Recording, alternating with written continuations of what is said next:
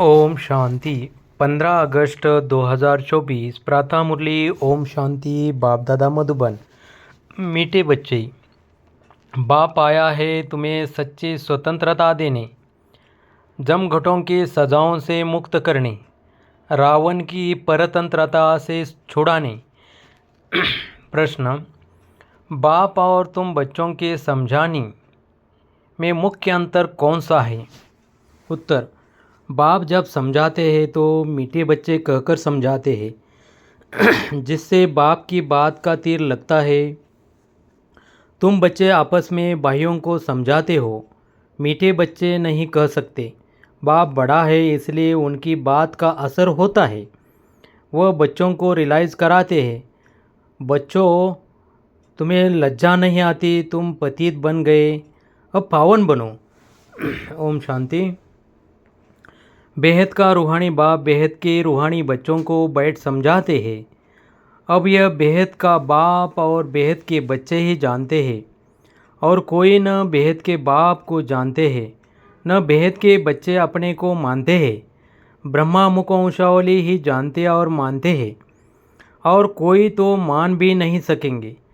ब्रह्मा भी ज़रूर चाहिए जिसको आदि देव कहते हैं, जिसमें बाप की प्रवेशता होती है। बाप आकर क्या करते हैं? कहते हैं पावन बनना है। बाप की श्रीमत है अपने को आत्मा निश्चय करो। बच्चों को आत्मा का परिचय भी दिया है। आत्मा भ्रुकुटी के बीच में निवास करती है। बाबा ने समझाया है आत्मा अविनाशी है, इनका तख्त यह विनाशी शरीर है। यह बातें तुम जानते हो कि हम सब आत्माएं आपस में भाई भाई एक बाप के बच्चे हैं। ईश्वर सर्वव्यापी कहना यह भूल है। तुम अच्छे रीते समझाते हो हर एक में 5 विकारों की प्रवेशता है, तो कई समझते हैं यह ठीक बोलते हैं। हम भाई भाई हैं तो ज़रूर बाप से वर्षा मिलना चाहिए, परंतु यहाँ से बाहर निकलते हैं तो माया के तूफानों में चले जाते हैं। कोई विरले ठहरते हैं। सब जगह यह हाल होता है। कोई थोड़ा अच्छा समझते हैं तो जास्ती समझने की कोशिश करते हैं। अभी तुम सबको समझा सकते हो। अगर कोई जास्ती अटेंशन नहीं देते हैं तो कहेंगे ये पुराने भक्त नहीं है। इन बातों को तो समझने वाले ही समझे। कोई नहीं समझते हैं तो फिर समझा भी नहीं सकते हैं।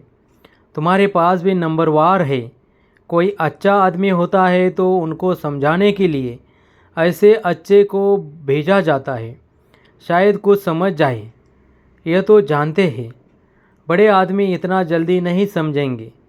हाँ, ओपिनियन देते हैं। इनकी समझानी बहुत अच्छी है। बाप का परिचय पूरा देते हैं, परंतु खुद को फुर्सत ही कहाँ है। तुम कहते हो बेहद के बाप को याद करो तो विकर्म विनाश हो। अभी तुम समझते हो बाप डायरेक्ट हम आत्माओं से बात करते हैं। डायरेक्ट सुनने से तीर अच्छा लगता है।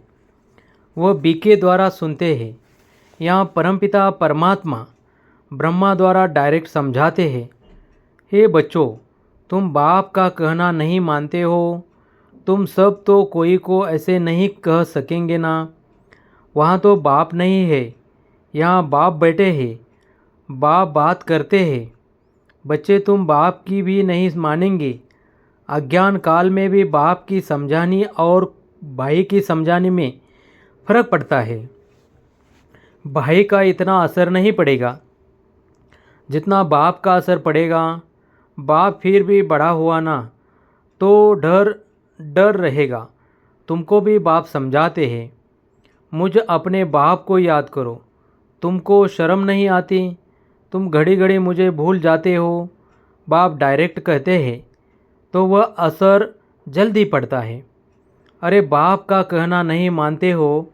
बेहद का बाप कहते हैं यह जन्म निर्विकारी बनो, तो 21 जन्म निर्विकारी बन पवित्र दुनिया का मालिक बनेंगे। यह नहीं मानते। बाप के कहने का तीर कड़ा लगता है। फर्क तो रहता है। ऐसे भी नहीं है कि ये सदैव नए नए से बाबा मिलते रहेंगे। उल्टे सुल्टे प्रश्न करते हैं, बुद्धि में नहीं बैठता, क्योंकि यह है बिल्कुल नई बात। गीता में श्री कृष्ण का नाम लिख दिया है, वह तो हो नहीं सकता। अभी ड्रामा अनुसार तुम्हारी बुद्धि में बैठा है। तुम बच्चे भागते हो, हम बाबा के पास जाए, डायरेक्ट मुरली सुने। वहाँ तो भाइयों द्वारा सुनते थे, अब बाबा से सुने। बाप का असर होता है। बच्चे बच्चे का बात करते हैं।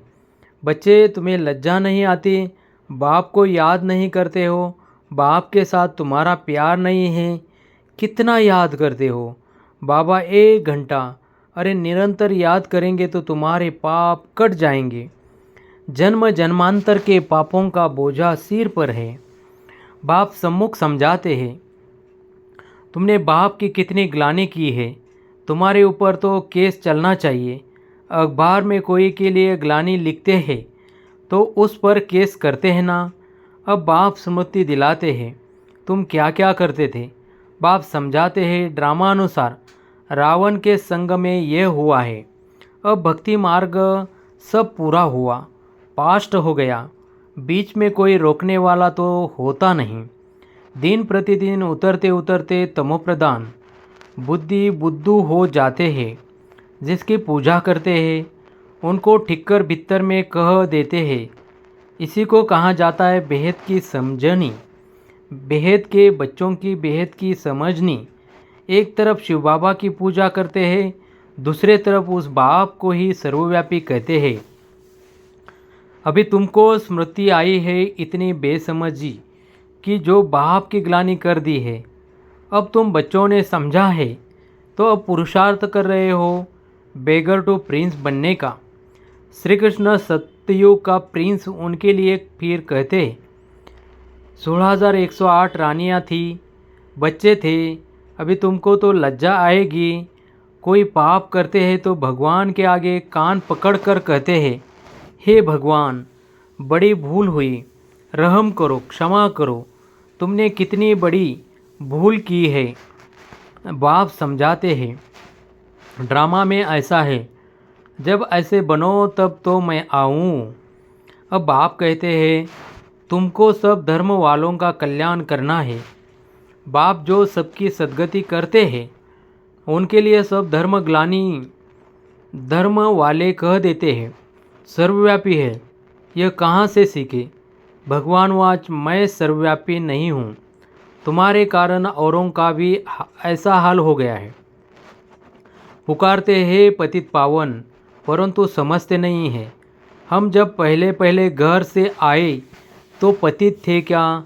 देह अभिमानी बनने के कारण पतित बने। कोई भी धर्म वाला आए उनसे पूछना है परमपिता परमात्मा का तुमको परिचय है? वो कौन है, कहाँ निवास करते हैं? तो कहेंगे ऊपर में, या कहेंगे सर्वव्यापी है। बाप कहते हैं, तुम्हारे खातिर सारी दुनिया चट खाते में आ गई है। निमित्त तुम बने हो, सबको समझाना पड़ता है। भला ड्रामा अनुसार होता है, परंतु तुम पति तो बन गए हो। सभी पाप आत्माएं हैं, अब पुण्य आत्मा बनने के लिए पुकारते हैं। सब धर्म वालों को मुक्तिधाम घर में जाना है, वहाँ पवित्र है। यह भी ड्रामा बना हुआ है जो बाप आकर समझाते हैं। यह ज्ञान सब धर्मों के लिए है। बाबा के पास समाचार आया था, किसी आचार्य ने कहा, आप सबको आत्मा में परमात्मा समझ नमस्कार करता हूँ। अब इतने सब परमात्मा है क्या? कुछ भी समझ नहीं। जिन्होंने भक्ति जास्ती नहीं की है वह ठहरते नहीं हैं। सेंटर्स में भी कोई कितना समय ठहरते हैं। इसे समझना चाहिए कि भक्ति कम की है इसलिए ठहरते नहीं। फिर भी जाएंगे कहाँ? दूसरी कोई हट्टी तो है नहीं। ऐसे क्या युक्ति रचे जो मनुष्य जल्दी समझ ले। अभी तो सबको पैगाम देना है। ये कहना है कि बाप को याद करो। तुम ही पूरा याद नहीं कर सकते हो तो तुम्हारा तीर कैसे लगेगा? इसलिए बाबा कहते हैं, चार्ट रखो। मुख्य बात है ही पावन बनने की। जितना पावन बनेंगे उतना नॉलेज धारण होगी, खुशी भी होगी। बच्चों को तो बहुत खुशी होनी चाहिए। हम सबका उद्धार करें, बाप ही आकर सद्गति करते हैं। बाप को तो गम और खुशी की बात ही नहीं, यह ड्रामा बना हुआ है। तुमको तो कोई गम नहीं होना चाहिए। बाप मिला है और क्या, सिर्फ बाप की मत पर चलना है। यह समझाने भी अब मिलती है, सतयुग में नहीं मिलेगी। वहाँ तो ज्ञान की बात ही नहीं। यहाँ तुमको बेहद का बाप मिला है तो तुमको स्वर्ग से भी जास्ती खुशी होनी चाहिए। बाप कहते हैं, विलायत में भी जाकर तुमको यह समझाना है। सभी धर्म वालों पर तुमको तरस पड़ता है। सभी कहते हैं, हे भगवान, रहम करो, ब्लीस करो, दुख से लिबरेट करो, परंतु समझते कुछ नहीं। बाप अनेक प्रकार की युक्तियाँ बतलाते हैं। सबको यह बतलाना है कि तुम रावण की जेल में पड़े हो। कहते हैं स्वतंत्रता मिले, परंतु वास्तव में स्वतंत्रता कहाँ किसको जाता है ये कोई जानता नहीं है। रावण की जेल में तो सब फंसे हुए हैं।